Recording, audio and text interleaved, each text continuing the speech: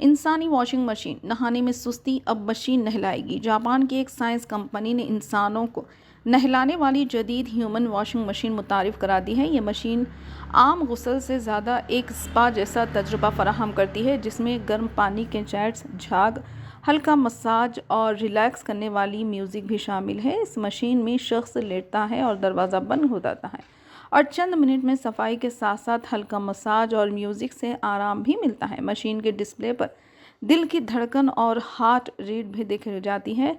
ये प्रोटोटाइप हाल ही में Osaka expo में दिखाया गया है, जहां इसने सबकी खास तवज्जो हासिल की। अमेरिका की एक रिसोर्ट कंपनी ने साइंस से मशीन को कमर्शियल बनाने का कहा, जिसके बाद कंपनी ने इस प्रोडक्शन में डालने का फैसला किया।